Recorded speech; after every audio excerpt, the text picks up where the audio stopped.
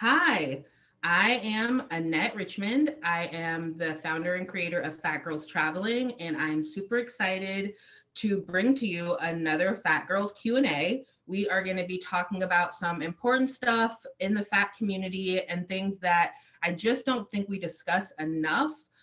One of the things that we are going to be discussing today is purchase power, and specifically plus size purchase power. I want to state that just right at the top of this because the conversation is going to go really deep into lots of different things. And the goal of this conversation is just to remind you that as a consumer, as a customer, as a client, you have the power to tell the brands what you want and how to give it to you. And so that is the topic for today. We are going to be talking about purchase power along with fat forgiveness. This is something that is a term that I just kind of made up, but I just feel like there are a lot of brands that are coming back into the front of the fashion, sphere. And some of these brands have previously been not so supportive of the plus size community and fat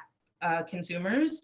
And I just want to unpack that. And so I have brought on some fabulous, fashionable ladies. You will know them because they're influencers, but along with being influencers, they're also fashion insiders. They also work in the fashion industry and they have a deeper understanding of how the industry works. I also worked in the fashion industry for many years, went to school for fashion design and marketing. And so, yeah, I wanted to just bring some power players on so we can talk about some plus size purchase power, fashion, and just to remind you that in this whole world, you have the power and it's all about what you purchase. So again, I am Annette and I want to introduce my speakers. Let's see. Sarah, do you want to introduce yourself first?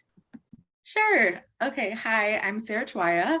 I'm a plus size fashion blogger. My blog is called Curvily. I've been doing it for almost a decade, which is absolutely wild. I started on Tumblr. I've been doing this for a while. I'm also a plus size consultant for brands.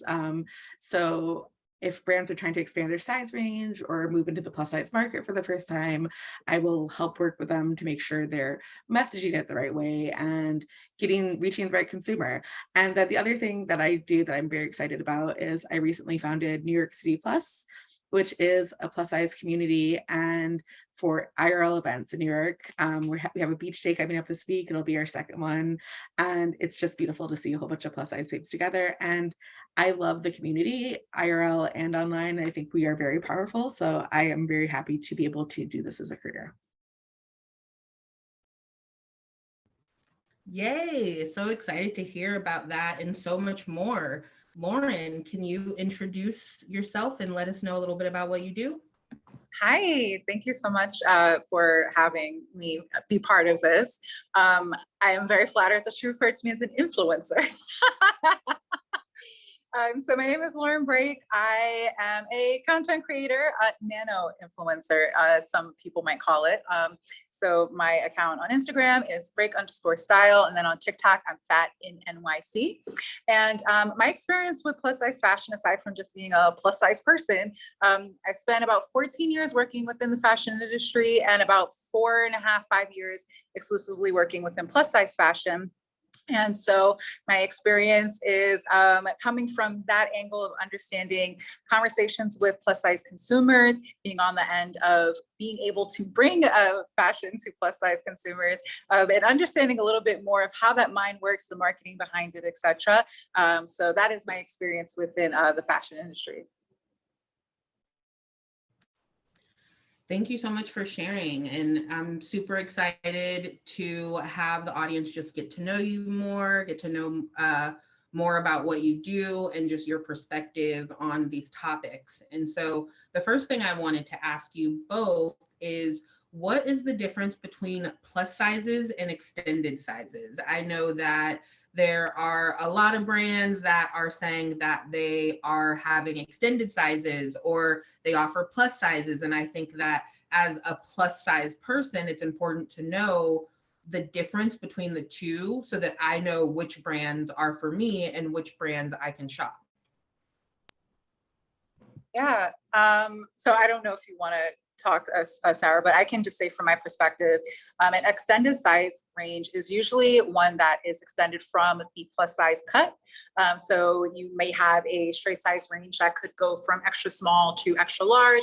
And then when they extend it, it often tends to be extra, extra. So XXL or XXXL, whereas a plus size is actually designed for a plus size body. It has a very specific plus size cut, which may tend to be wider in certain areas, have a certain kind of silhouette or shape to it that is reserved or specifically designed for a plus size person.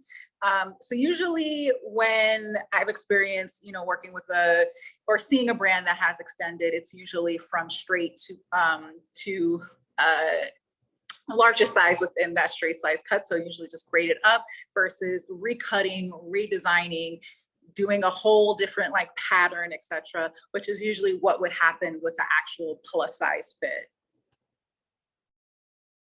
Agreed. I think you really nailed that as far as these terms are used interchangeably often, and there's a lot of colloquial use of it that can add to the confusion. But I think that is really the best like technical description of it. And I think that's where you'll often see kind of the practical reality of that is when a brand will have extended size range and then they want to extend even further up and they want to go into higher plus sizes. They often have to change their entire size chart, because if they kept extending to XXXXL and 5XL and 6XL, those sizes are going to be closer to like a 2X. They're not going to actually be a plus size. So they have to reconfigure their entire size range, because otherwise when you're just extending it from that straight size, that size 8 fit model, which is often what they're fitting like straight size clothes on, size 6, size 8. If you're just adding inches to that, that's not going to, one, correspond to how the human body gets bigger and how people are as they get larger and like larger sizes, but it's also just there's going to be a lot of gaps. So brands that end up really extending their size range and doing it right, they often end up having to like change their entire size chart, because just that extended sizing isn't going to cut it. It's going to be weird and boxy. The fit isn't going to be correct. And it really takes like technical expertise in getting that specific plus size fit and fitting on a plus size body. But they are often used interchangeably in like just public discourse and when people are talking about it, and brands often don't really know that distinction. So they'll use them interchangeably in marketing. And then sometimes they'll throw in size inclusive, which is completely like almost always used incorrectly, and that adds more confusion.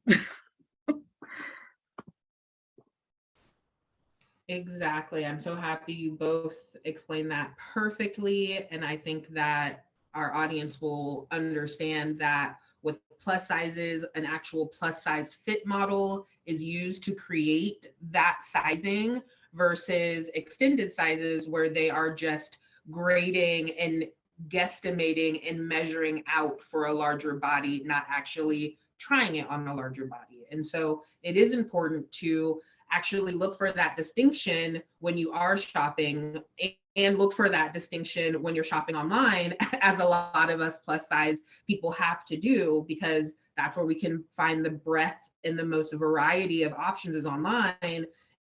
It's important to know the difference of if it's plus size or if it's extended size, because then you'll figure out if you actually need to size up more or if you can actually purchase something that is true to your size. And so this is something, figuring out your correct size can be really difficult for plus size people, because so many different brands use different sizing and use different numbers, and they use something called vanity sizing. Most brands use vanity sizing, but plus size brands as well do this. And so it can be very tricky for plus size people to actually know our accurate sizes, because they don't carry across brands. Do you ladies have any issues with that? And how do you kind of work around that when shopping, especially on? Absolutely. First of all, like finding the correct size is such an issue. One of the things I do is I have this in the fitting room series that's about me trying on clothes and talking about the sizing. And it's so important because like the one thing I think a lot of people don't know is there is literally no standardized sizing in women's clothes, not just in plus size clothes, in women's clothes in general. The fashion industry does not have a standardized size range. It does not exist. There have been a lot of different ones that have been kind of floated. People will sometimes go to major retailers and use the ones on their website as kind of like the rule of thumb, but there is no standard size, no standard straight size, no standard plus size. So often what we're considering kind of like the true plus size at a specific size is what is some ones from some of the bigger plus fashion retailers, Lane Bryant, Torrid, stuff like that, that have been doing plus for the longest. And there's nothing about those sizes of those measurements that's canon. So there are brands that cater to people who have a heavier midsection or who have or more hippie or who are more busty, and all of those sizes, the 1X will be different in all those, the 3X will be different, like so sometimes people will get really up in arms and saying this isn't true to size, and I feel that, one, but two, there isn't really a true size, which makes it even harder to navigate when you're shopping only online. I think there should be. I fully think there needs to be one. I think this is one of the biggest improvements that could be made to the industry, is having a standardized size range that goes from the smallest size to the largest size, but that does not currently exist. So it's really kind of a comparison game, and I always say look at the size chart, whatever brand you're going to. Don't take for granted that if you're a 2X and 7 other brands that you're going to be a 2X in this brand, because I have things in my closet from size 10 to size 24, and I'm a size 20. Like, like it's there's no one true size, and that's a whole problem in and of itself. Yeah, and I would also agree on that. I feel like we have some semblance, right, of what we think a standard size is, right? A standard size 24, a standard size 20. And sometimes those brands do follow similar measurements, but for the most part, like she was saying, there are so many different cuts, right? There's so many different ways to fit these different sizes that there is no just like one complete fit across all of the brands, which obviously does present a lot of challenges when someone is shopping. And then obviously, when you're a plus size shopper as well, there's like so much more emotion tied into that shopping experience. So when I go into one store and I'm a size 24, but I need to go into another store and I'm a 28, sometimes that does play with their, with someone's psyche. And so in a perfect world, there would be like the standardization where somebody wouldn't have to experience that. But I also, on the flip side, do appreciate that there are brands that are cut differently for different body types. Somebody like you mentioned, Sarah, where somebody might be a little more heavy in the midsection. And so there is a brand that has a fit that is more catered to that body type versus another brand that is catered to one that fits somebody that has a smaller waist and a bigger butt, so I think there is space for both of these things to exist. What I would love to see though is more brands sharing garment sizing, which I think makes a huge difference. So there are certain websites like a Shein, I know we'll talk about that at some point, but one thing that they do is they share the sizing or the measurements for those garments in respect to whatever the size is. So it'll say that it's a 4X, but it's like, okay, but what does the 4X mean for this specific top? What is the bust measurement for the 4X on this shirt? And, I do appreciate that information is shared because it could be different from top to top and brand to brand on that website. So I wish more brands would actually adopt that kind of, measurement and sizing model. If there is going to be a lot of inconsistencies in fit, so that you can follow that versus thinking like, oh, I'm going to just be a 3X in everything here. Because like we just mentioned, like that's just not going to happen, and it just creates a really crappy shopping experience all around. Agreed. I think one of the things that a lot of brands don't understand when they're kind of trying to serve plus size for the first time is that there's going to be an adjustment period for all the new customers. And like, one, you have to develop the market as you would have to develop any new market you're going into. It's just basic business. But for plus size customers, we have to figure out how this brand fits. And it is a calculus that we all have to do individually because our bodies are all different, but we also have to figure out, like, I know I look at other influencers when there's a brand I don't know and they've tried it before I have, and other people will come to me for the same thing and be like, okay, so but how does this really fit? Like, is it pulling across the bust? Is it going to be run large through, whatever, like all those really detailed, like comprehensive measurements and kind of um just the way things actually lay and how they, like, whether it rides up or whatever.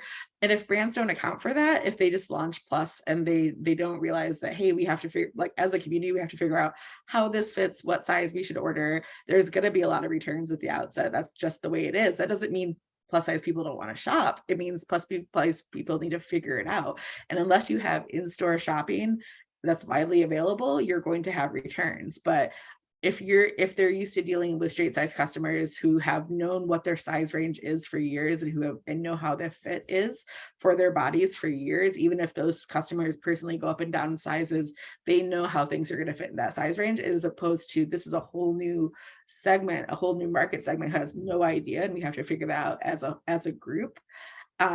If brands don't account for that, then they'll throw up their hands and be like, oh gosh, well, we tried and no one wanted it. And that's not what it is. It's us figuring it out. So give that grace period and help make sure we are equipped to help people find the right size, work with plus size influencers who focus on fit.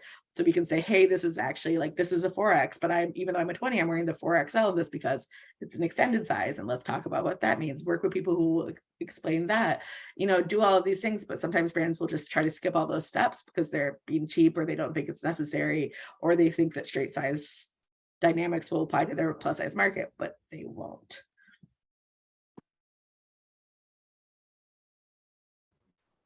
That's such a great point, Sarah. And I often, forever, have found myself, especially when shopping either a new product of a brand that I have shopped or a new brand, especially for denim, I'll order like 2 or 3 of the sizes because it's like you don't know which size is going to fit you. And like Lauren was saying earlier, like I have a big butt and I have a waist, but my butt is bigger, so I need to find the jeans that are going to be, form fitting on the butt, but then not too big in the hips too. And so it's for the retailer who is dabbling into plus, they might see like an influx of sales and then returns because we are still getting used to that brand and we are buying multiple of sizes just to try them on at home to figure out what works for us in that brand. So those are definitely great points. And I would think that from a retailer point of view, that's definitely something to keep in mind. Now I kind of want to get into the thick of the conversation and talk about some specific retailers that I think are basically just out here asking for fat forgiveness. There's a lot of brands that for me in the 90s, as a kid of the 90s, just like would not go near the plus size market. And it was something that obviously like traumatized me as a mall shopper, and there being certain places that I couldn't go or certain places where all of my friends could shop, but like I couldn't shop. And so now that these brands are trying to welcome the plus size customer, it's pretty difficult for me to kind of get over those feelings from my childhood or from my teenage years of not being good enough for that brand. And so that makes me feel like, wait, now that brand's not good enough for me and I'm not going to give them my coin. And so I wanted to chat with both of you just to kind of get out of like the emotional part of it, but to kind of talk about the behind the scenes work that some of these brands are doing, but also to get your personal emotional opinions on some of what these brands are doing as well. And so just to get specific, and y'all don't have to be specific or anything because I know that y'all are consultants and actively working in the fashion industry, but I'm going to just throw out some brands that are like on the top of my brain, and you don't have to be specific as I mentioned, but I know like Victoria's Secret is starting to do some plus size stuff. I know Abercrombie and Fitch is doing some plus size stuff. Urban Outfitters is doing plus size stuff. Who else? It's Anthropologie. There's so many. Lululemon now is doing plus size stuff. Who else? I have a list all right here. Free People is now offering some plus. Some of these retailers don't offer plus in store, so you still have to order it online. They don't want fat people walking in, but they'll take your money from the computer. And so I don't know. I still am in my feelings on most of these brands, and none of them have received any of my hard-earned cash yet. But some of the stuff is kind of cute. You know what I mean? And part of me feels like, am I just being really stubborn? Like, I am a Taurus, you know what I mean? So am I just being like true to my nature, you know? And is this something I need to work through? So I just want to kind of see where you ladies kind of fall on that. And then of course, not only are they asking for our fat forgiveness, it's like, are we going to forgive them? And kind of like, you know, how we move forward with these brands if we do want to start giving them our money, and how should we move forward as consumers and build trust with these brands now that they are trying to receive our money. I love that you mentioned that you're a stubborn Taurus. That made me giggle. I will say that just for me personally, I think I am also a stubborn shopper. I too have those experiences growing up, you know, wanting to shop at certain stores and not being able to because they didn't sell my size, knowing that, you know, you read articles where brands, you know, specifically mention that they did not want to, you know, extend or, you know, increase their sizes or carry plus sizes. And so that does stick with me a lot of times when I am shopping. But I also, there's two parts to this. I think that there's something great about plus size consumers using their voice and brands catching on and realizing we are losing money by not serving this customer base, right? And so while part of me is still stubborn, I'm like, this is what we need, right? We need these brands to step up, recognize that there is a consumer out there that is looking for options and does not have the options that they want, right? And so for a brand to step up and say like, okay, we're actually going to try this thing, it benefits the consumer, right? Because now we have more options. It benefits the business, right? Because now they have this customer base and they can make that money.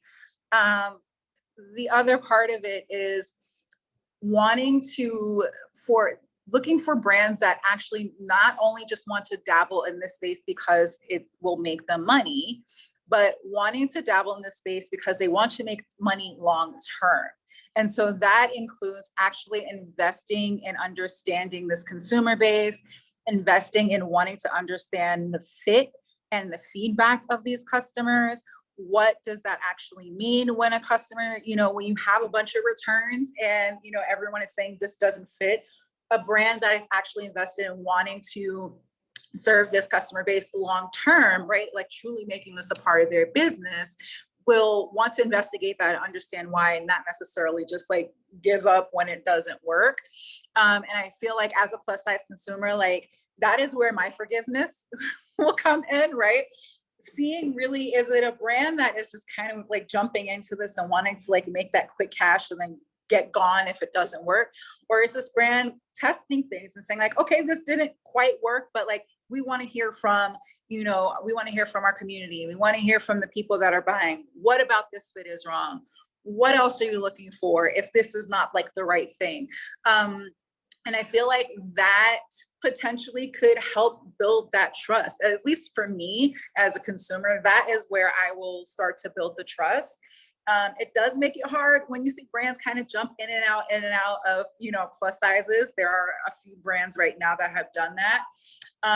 But what will build that trust for me is really seeing like, is there an actual investment being made into wanting to understand, not just sell things to us, but actually understand this customer base that they are trying to, you know, they're trying to like reel in. I think it's one of those things where we definitely need to see actual change and not kind of like performative. A lot of things that happen on the internet from brands can be very like performative and clout chasing when it comes to size inclusivity or anything like that. They're just kind of like putting a token plus model in, putting one plus model on the runway and not actually extending their size range, or they're only offering a size XXL and acting like they've solved body positivity. And like there are brands that have done that. Like Aerie is a brand that did that, and it really frustrated me because there was such an excitement when they started rolling out XXL, and people thought maybe this was going to be like the next step and we're going to see actual plus size people, and they were talking about body positivity like it was so core to the brand. And then we realized that was it, and that was the end, and then they don't even have the XXLs in stores anymore, and it's like, what's that about? But on the other hand, there are brands that when I was growing up, I would have literally never ever thought you'd catch me dead in them. Like I recently bought some Abercrombie jeans, and if you had told me that 10, 15 years ago, one, I would have been like, I can't fit those. And two, I would have never thought that I would even want to try to wear them. And it honestly was, for me, it was a wearing down of seeing a whole bunch of other plus bloggers that I know and trust wearing them and saying, this fit's actually really good, and the price point's good, and the quality is good so far. And I was like, all right, let me do my due diligence as a plus blogger, because I'm all about providing good options for my readers. And I found a pair that was on clearance because I wasn't trying to give them too much money. And I tried it on. I was like, wait, these are really good. and then I've had a bunch of readers buy them and love them since then. And like, it was a thing where it was like, this is something that for me, I have a kind of personal calculus as to whether I'll support a brand. And that's how long has it been since they fucked up, basically. Though it is still fresh in all of our heads as kids who grew up in the mall and had to deal with that. It was actually a really long time ago. And it's kind of uncomfortable to think of how long ago it was in terms of decades, because time just moves, it just keeps moving. But it was a while ago, and it does seem like they have people in the company who are trying to do better now.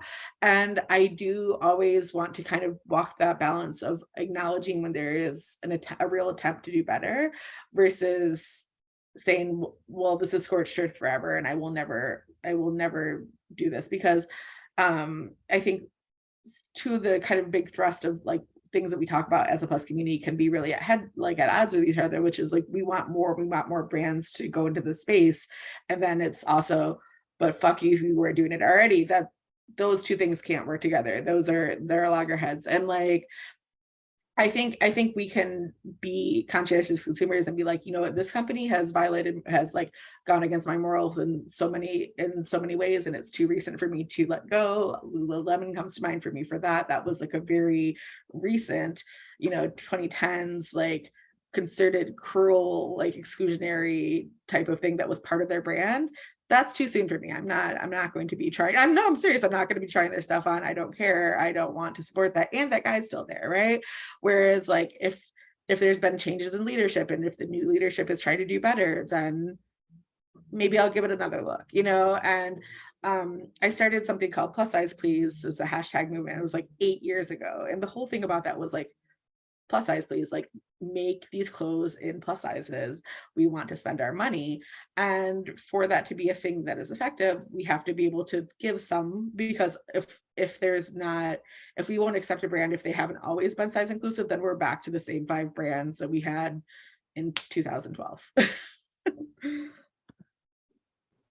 Very, very good point. I definitely agree with both of you that we do have to try to be more accepting and forgiving, especially when we see that the company is trying to make some changes, especially when we see that the company is committed to working with the community and getting to know the customer and trying to do it right. Those things do take time. It's not just like, but obviously this is at everyone's discretion. One of the brands, like, I'm definitely influenced, and one of the brands that I have been wanting to try, but have been like, I don't know, like the price point is kind of steep and I can't try it on, is Anthropology. Like I see so many cute plus babes rocking their stuff and looking all cute, but I'm short, and so some of these like really cute maxi dresses, I don't know what sizing I'm going to need for my height and all of this kind of stuff. And they don't sell in the store. So it's like, I'm going to be ordering $700 worth of one dress just to figure out which size fits me. Like my bank account isn't set up that way. We don't have the funds to order just 3 sizes of a $200 dress because you don't want to carry it in the store for us. Like, what are we going to say to these brands that do want to, create cute stuff that fits? Because I see a ton of fat babes wearing the stuff. It looks cute. It fits great, but like, they don't want to carry it in the store. I don't understand that. Like, what's the reasoning? So Anthropologie is one that really grinds my gears because I really love their stuff. I think it's great. Like I think it's absolutely beautiful. And 2, they had Plus in stores before the pandemic. And I was actually gonna like host a Plus fashion show for them. Like it was supposed to be March of 2020. Clearly that didn't happen.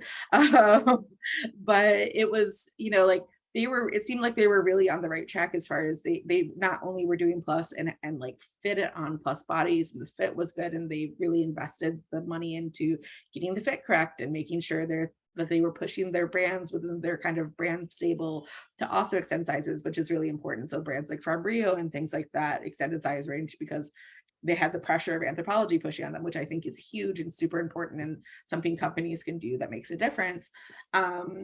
And then the pandemic came and they were like, well, plus size people aren't shopping in stores, and they took it out. It's like, no one's shopping in stores. It's COVID. I want them to bring it back because I think they were on the right track, and then they stopped because of COVID, and that happened with other brands too. Loft just fully discontinued their plus size in 2021, and it is wild to me because they're like, well, plus size people aren't shopping, and I'm like, you guys are workwear. You're workwear. It's for the office, and no one's in the office. Of course, people aren't shopping it right now, but what my highest converted blog post is? My workwear post. People are buying workwear every single day, and they're dropping a lot of money on it. And Loft shot themselves in the foot by giving it up before people had to go back to the office. So it can be very frustrating to see brands take a very short-sighted view. And I think Lauren mentioned that you need to be in it, not just for the cash grab and go, not just for the clout, but for the long term. And that's actually going to be mutually beneficial, both for us as customers and for the companies, if they're willing to commit to it. But I think a lot of them are so beholden to, oh, well, this quarter is down and we can't afford this again. And it's like, you need to look at this as an investment, because that will pay off in droves and that will pay off in the long term. But if you look at it as this quick turnaround, that's not going to be a smart business decision. I agree with Sarah there. When I feel like sometimes brands see the plus size customer and they see it as an opportunity, and they're like, okay, we need to get this customer, right? And so when they are not fully invested in growing that customer base, right? Because I feel like it's never just about just getting that one customer, right? It's like, okay, we need to continue to get new customers. It's all about acquiring customers in business. We want more customers. And then the focus becomes, I feel like, sometimes less on retaining those customers. Like, yeah, we're going to bring them in the door, but can we keep them here? And sometimes I feel like that's where sometimes businesses lose sight, like making sure they're keeping those same people coming back. But as far as like the in-store experience, I think that brands are scared because they know that entering the plus size market can be hard, right? And I think sometimes it's potentially a risk, right? Bringing in floor space, creating floor space for this new segment of customers where they're not fully sure that those customers are going to come and stay. And so sometimes it's like, all right, we're going to do this online only because they don't know what is going to happen with this consumer. To create floor space, in theory, seems like such an easy thing to do, right? But realistically, what happens is when you're creating floor space for a certain segment, you're having to bring less inventory of certain items into your store that may impact how they allot inventory, where that inventory goes, pushing some of that inventory back into a distro center. What does that mean when we run out of straight sizes? Now we're gonna have to bring things from the distro. Like there's all of this like planning that goes into even just the buying experience. So there is a risk there. But again, if there is a brand that's actually invested in plus sizes, I think they will value that risk and give it a try. I also think that sometimes brands don't do enough marketing of those plus sizes and letting consumers know that they are available in brick and mortar and not just online. Because one of my biggest gripes, I used to work in footwear, right? I worked in footwear for a very long time, and I wear a size 11. And the company that I worked for, we sold different, what we call case packs, right? And so case pack could have 5.5 through 11. It could have a 6 through a 10. It will all be up to the retailer. And I remember one of my customers, she was calling for a reorder.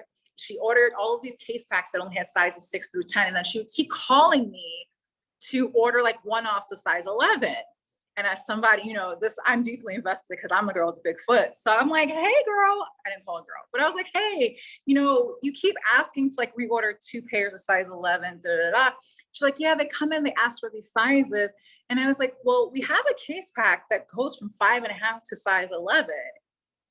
You could order that, right? And let your customers know that you have the 11s.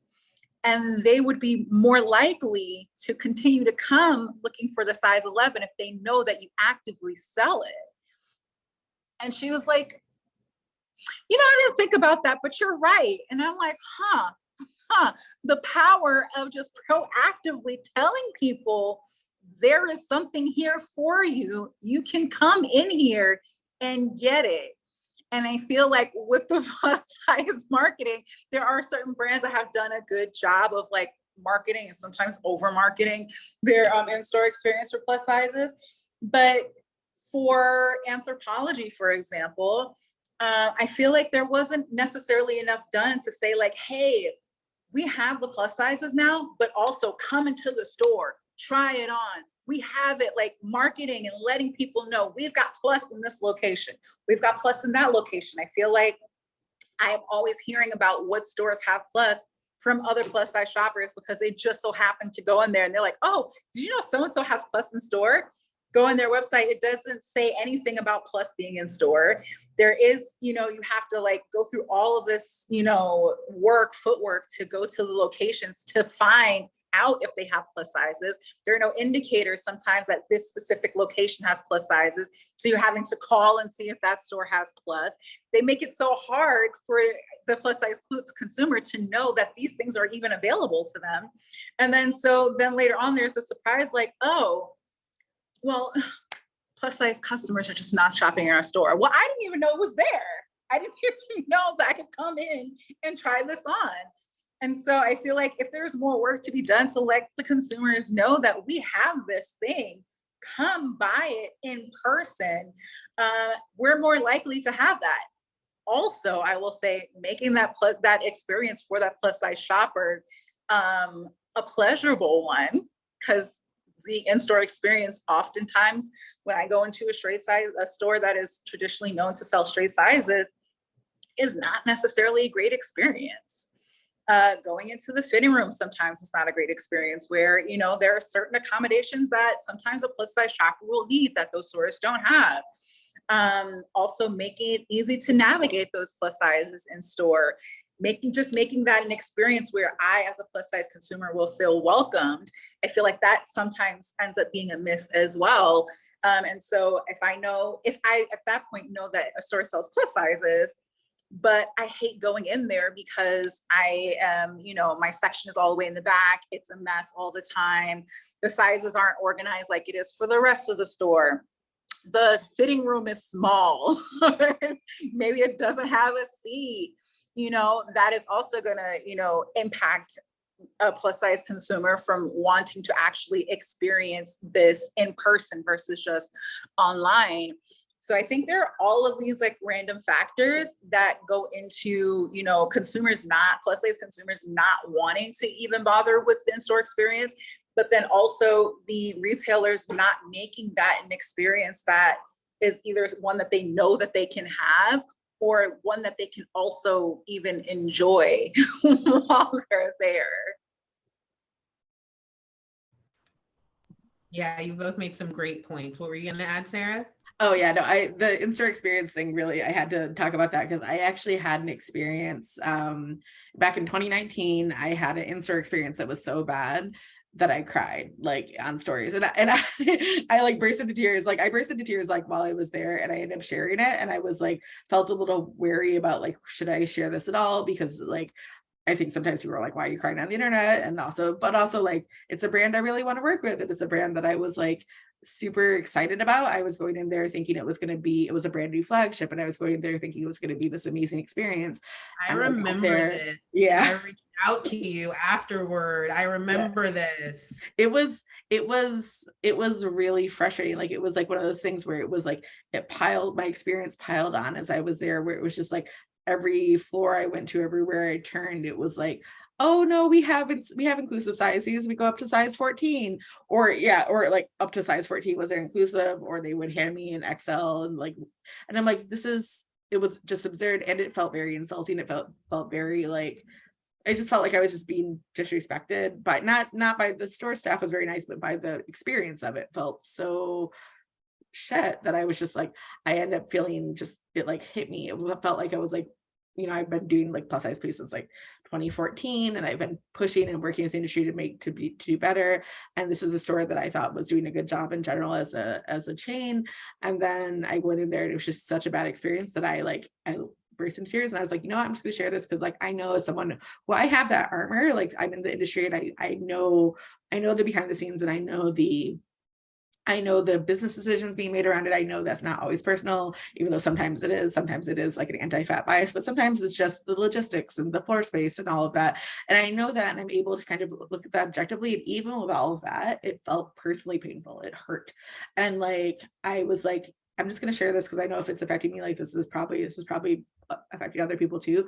And I kid you not, I got thousands and thousands and thousands of messages in response of people sharing their own similar stories, not just at that place, but at so many other places, and how they've almost given up on brick and mortar shopping, even though that's all they want to do, because they've been disrespected. They've been, they have to find that back corner. They have to, they're offered sizes that are so far below their size. Is like it's like, oh, we have something for you, you can probably fit into it, and it's an XL and their size 20, and like there's all of these things, and this experience is so common, and I don't think brands understand that. The one good thing about this experience though is that store has since improved incredibly. They reached out to me, and we had a really good conversation, and they listened, they took the feedback, and they listened, and they implemented it, and now it's one of my top recommendations for shopping in New York.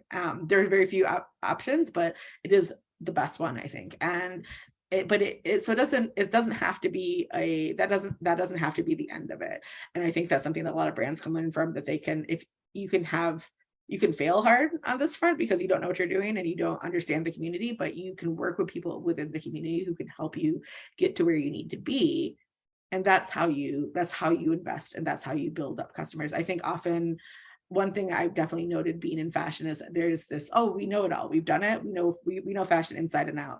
I can't tell you how many brands I've worked with where it's helmed by an older man who's been in the industry for a long time, and he knows the fashion industry. He knows, I've been in this industry for 30 years, I know everything, like just completely full of themselves, and in a way that they think they know it. And who could I, a woman who's only been alive slightly longer than they've been in the fashion industry, who could I tell them anything? And it's like, no, I am telling you, this is a different experience. You need to listen to the people of the community. And when the brands do it, it is good for them. But when they don't, that's when they have those PR disasters. That's when they waste money on going into plus and then falling out of it immediately. And that's when you get these stories that, oh, the plus size people don't buy. It's because the brands aren't doing it right. It's not because the demand isn't there. And I think that's the thing that is so frustrating to see, because it creates this mythology that like, oh, plus size women don't shop. I actually just posted a reel about that right before we started. Like, there's all this idea about plus size women don't shop, and it's like, no, we shop. I see the numbers. For my reward style and all of that, I see how much people are spending. They are spending money and there's no reason for brands to act like we're not. So very true. It's a slippery slope because it's like we do want to have that in-store experience, but it has to be right and it has to be well thought out and well executed. And I personally don't think that that's too much to ask because straight size customers are receiving that. You know what I mean? So it's not too much for us to ask to receive the same, to receive the same consideration because we're going to be spending the same, if not more money, because they say that it's more fabric. So it costs more. And also, we're not a niche market. We are the majority population. Like people talk about plus like it's a niche on a very regular basis, and they'll be like, oh, well, yeah, like the plus market, the niche market. It's like, no, this is literally the vast majority of the population. A true niche is sizes 0 and 2. That's like 0.1% of the population is a size 0 or double 0. But you can find those at the majority of the stores in New York City, whereas you can find plus size at maybe 10 places. Yeah, plus size women in the US account for 70% of the population. So plus size women are more than the majority. Welcome to America. I was actually going to add right on to that. I'm so happy that you brought that up, Sarah. So actually Googled the statistic a couple of months ago because I was like ranting about it on my Insta stories about how hard it is to shop, in New York City, where it's like, you would think this is like a fashion, like mecca, right? Everyone comes to New York and they're like, we got to go shopping, right? But as a plus size consumer, like you mentioned, there's maybe about 10. I think after asking people and doing some digging, we came up with a list of maybe about almost 20 stores. And that included some, chains. And people were like, oh my God, that's great. And I'm like, do you realize that 70%, almost 70% of US consumers wear sizes 14 and up? And when it comes to apparel retailers, they only account for less than 10% or less than 20%, I think, of the actual clothing or apparel retailers that exist.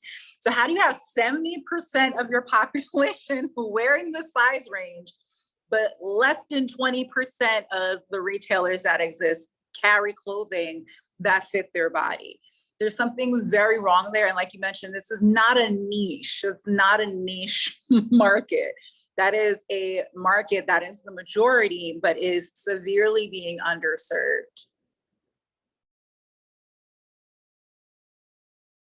So very true. It's a slippery slope because it's like we do want to have that in-store experience, but it has to be right and it has to be well thought out and well executed. And I personally don't think that that's too much to ask because straight size customers are receiving that.